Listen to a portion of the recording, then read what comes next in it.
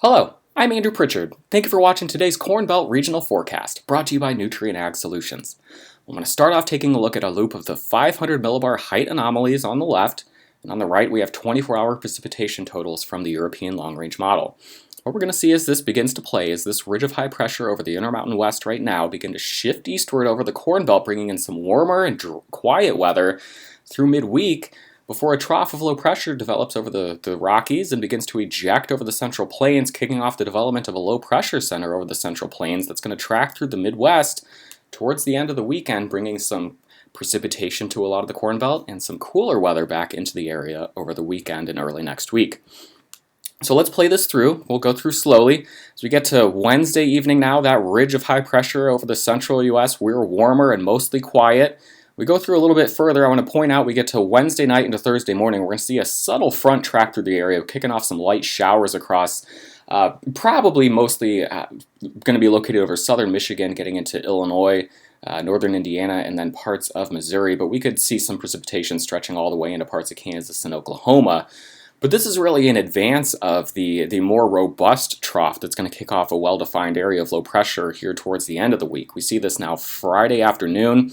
That trough beginning to kick out over the Central Plains, start to see a low developing over the state of Kansas, and we've already got widespread precipitation kicking off here, maybe some snow across Nebraska, showers and thunderstorms possible across parts of Kansas and Missouri, stretching into Illinois, Indiana, and Ohio. We'll play this out a little bit further as we get into Saturday morning. That trough is well defined now.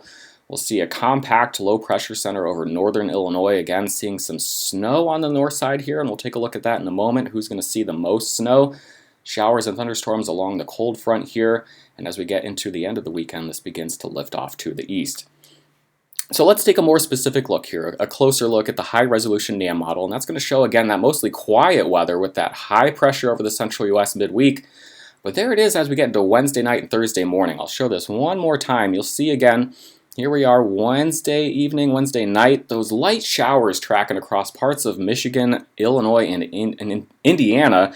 Pardon me there, but it's as we get into the later part of the week that we see the more well-defined precipitation. So let's look at the European model one more time. Let's go ahead and jump back here, and we'll play this out slowly. We'll start off midnight on Thursday morning. Here's where you see that light precipitation from Michigan to Illinois. But as we play this loop out a little bit further, we're already on Thursday afternoon. This is where we see that low beginning to develop across the state of Kansas. Tracking out a little bit further, and now we're on Friday afternoon. This is when we're seeing some snow across parts of Nebraska, maybe far northern Iowa, getting into parts of South Dakota. Again, Thursday afternoon. We get into, or Friday afternoon, I apologize. We're on Friday night now. We're seeing that snow spreading into the Great Lakes, so northern Wisconsin, central Wisconsin, northern Michigan, getting into Iowa and Nebraska, seeing that precipitation come to a close.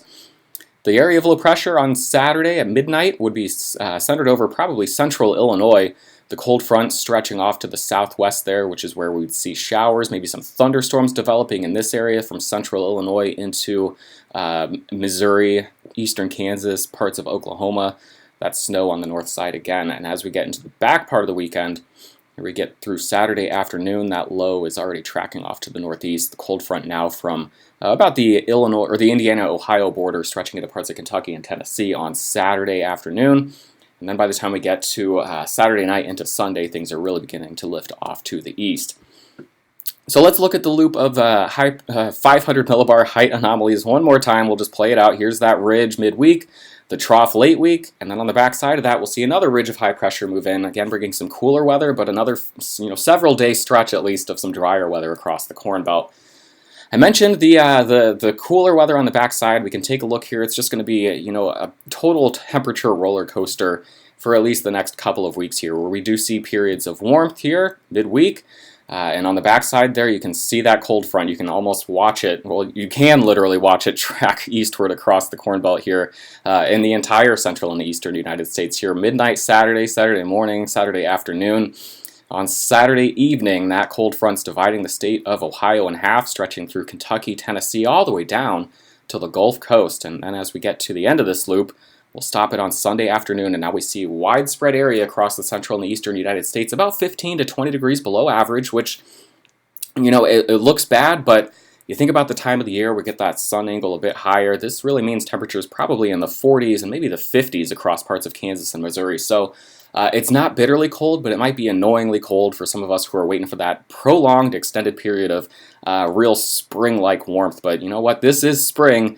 It's just, a bit of a temperature roller coaster as we, continue to ride out this active period. Total precipitation, we're looking at just liquid precipitation, so a lot of that over Nebraska, that's going to be snow, at least over the western part of Nebraska.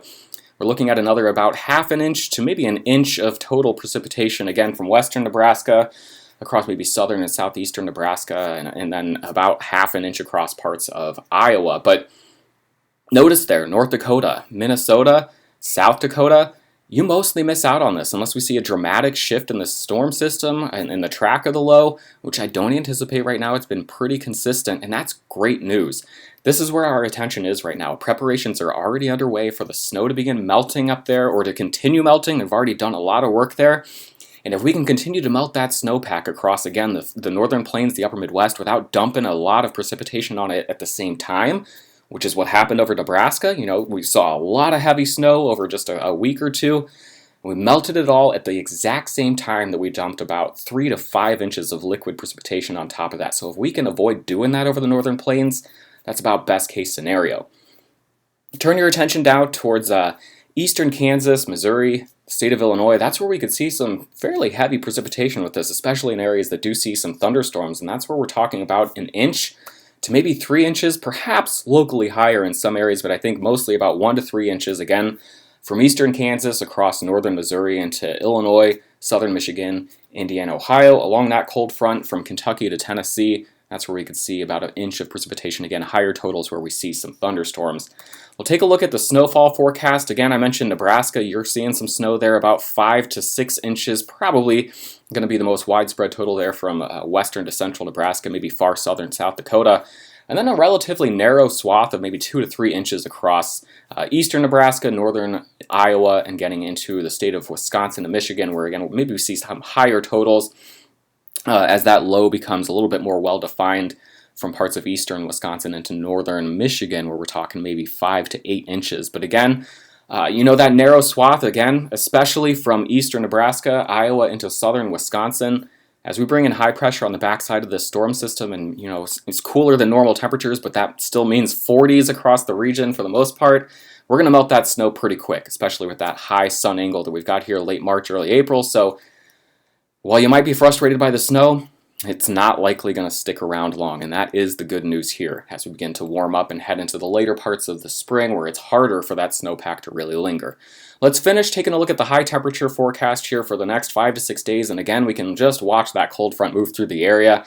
Starting off with your Tuesday high temps, look at that. In Montana, mid-60s. I know that's in the western region here, but it's just been brutally cold there for the last, it seems like eternity, but for at least the last 6 to 8 weeks, that's where that core of that coldest air has been. So congratulations, you survived. You're going to be, in the mid to upper 60s there across parts of eastern Montana, and then western North Dakota as well, mid-60s in that area. I'm in northern Minnesota right now, just a stone's throw from the Canadian border, and we'll be traveling across parts of North Dakota today, so I'm excited to get to that warmer weather in western North Dakota later on today. But let's go ahead and just finish up this loop here. Wednesday, that's when that warmth is the most widespread across the region. Parts of Nebraska, Iowa, look at that 70s, upper 70s, getting close to 80 degrees in western Kansas. And here we go, though. Thursday, we're seeing that colder air work in. Unfortunately, northern plains, you're cooling off again. That warmth is not going to last forever, but it's not going to last forever for anyone here as we ride this roller coaster for the next week or two at the very least. 60s across the central Corn Belt, that's going to feel nice in parts of Iowa, Illinois, Indiana, and Ohio. Still seeing that colder air begin to sag south on Friday, but really you start to notice it on Saturday, again, as that cold front sweeps through the area. Sunday, remember this is when we have the widespread cool air, the 15 to 20 degree below average temperatures, and again, that just means 40s and 50s, which not bitterly cold, but I would allow you to call it annoyingly cold here as we try and eyeball the first period of extended warmth and extended dry weather so we can begin planting, especially in parts of the central Corn Belt here, parts of Illinois and Indiana, Kentucky, Tennessee. we're getting antsy to plant here, but we need that extended period of warm and dry air, which unfortunately we're just not seeing over the next 1 to 2 weeks. So you're just going to have to pay attention to the forecast and watch each storm system as they track across the area.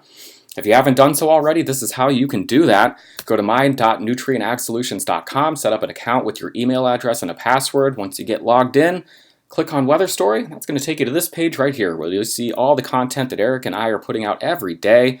You get your Tuesday and Friday extended outlooks. You got your Thursday or your Tuesday and Friday regional forecast videos. And then we've got content coming out on Wednesdays as well. So you just want to make sure you got an account there so you can follow along with us as we head into the early parts of this growing season.